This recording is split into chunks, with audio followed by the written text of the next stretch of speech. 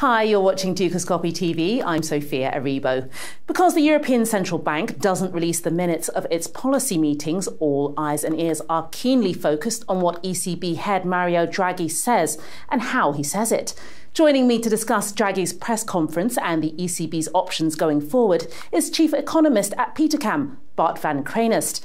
Inflation in the Eurozone was 0.7% in April, far below the ECB's goal of just under 2%.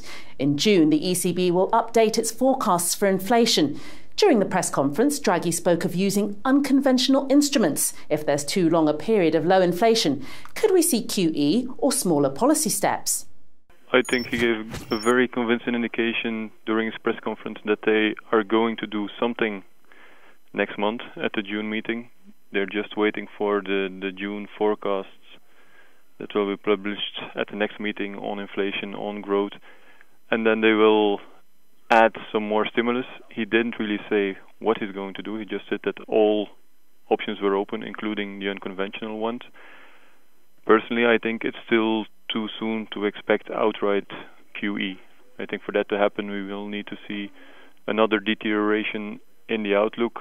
I think for now he will stick to the more, the less shocking options, being possibly another cut in the interest rates, maybe moving to a negative deposit rate, possibly another LTRO, or relaxing the collateral criteria on what the banks can offer the ECB. So yes, more stimulus is coming. I don't think it's going to be QE just yet. Some analysts say markets may have started anticipating a when not if scenario for Eurozone QE. Are they getting a little ahead of themselves? Yeah, I would think so. For QE, you must remember that QE for the ECB is quite difficult. There are, of all the things they can buy, there are not a lot of easy options there. They have been talking about what they could buy for a long time. They have been talking about asset-backed securities, but have continuously repeated that the market for that in Europe is just not big enough, but that market is just not there, so they can't really go there. Buying SME loans directly from the banks is an option, but that's also difficult given that the ECB themselves are now the supervisor of the banking system, so there's a possible conflict of interest there. And buying government bonds, well, there's still a lot of reluctance to go there, obviously. So for me, outright QE, there are just too many difficulties still linked to that, and I think they will keep this in the toolbox for later, for a possible further deterioration in the inflation outlook. Maybe, I think for now, the situation is not bad enough for them to go that far. Inflation is very low and uncomfortably low, but on the other hand, you do have an economic recovery which is strengthening. So I think they will not go for the QE just yet. But the ECB has been accused of increasing the talk about QE as a way to take some of the pressure off the euro. It drops in value every time anyone from the ECB's governing council mentions it. How much of a tactic do you see this as? Well, for a long time, the ECB always said the currency, the exchange rate was not an issue for them.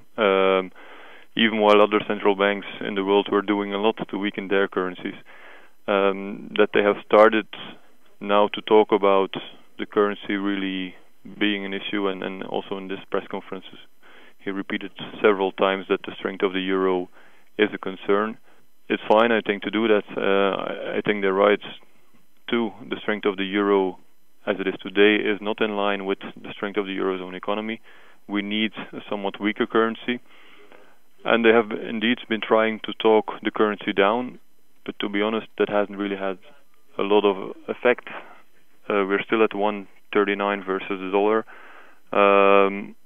In spite of all the hints and the talk in the past 1-2 months, you haven't really seen significant weakening of the euro. I think they will need to act, actually, to get the market to move. But it's all the verbal intervention, it's all in the toolbox of a central bank. And in that respect, the ECB has actually been quite prudent and quite cautious if you compare it to a lot of other central banks in Japan, in the US. They went a lot further to bring their currency down. So I think it's just the ECB trying to catch up now. And lastly, Bart, a member of the Bank of England's Monetary Policy Committee has said QE has boosted UK growth by around 3%, and the bank is expected to be the first major bank to increase interest rates. How much influence will this have on how Draghi will act in the coming months? Well, obviously, what other central banks in the world are doing is relevant for the ECB, but I do think they mostly are looking to the interior developments within the Eurozone. Yes, I think within the next 12 months we will see the first rate hikes both from the Bank of England and probably also from the Fed. I think the Fed is actually even more important there than the Bank of England for the ECB. At that time, I think it will become even more important for the ECB to make distinction with the situation of the Eurozone. Normally you see long-term interest rates in Europe following what happens in the US. If this would happen now, that would not be welcome, because the US economy and also the UK economy are clearly for now in better shape and probably need to move towards monetary tightening. For the Eurozone, that's still quite a long way off, so I think the ECB will need to stress this distinction between the stronger outlook for the UK and for the US versus the still quite modest recovery in the Eurozone, which will also warrant diverging monetary policy. And I think it will take some effort, I think, by ECB to highlight that. I don't think they will be rapidly following what the Fed or the Bank of England are scheduled to do in the next 12 months now. For the ECB, monetary tightening is still several years off. They're still first going to go to additional stimulus in the near term. And any rate hikes in Europe, in the Eurozone, are still several years away.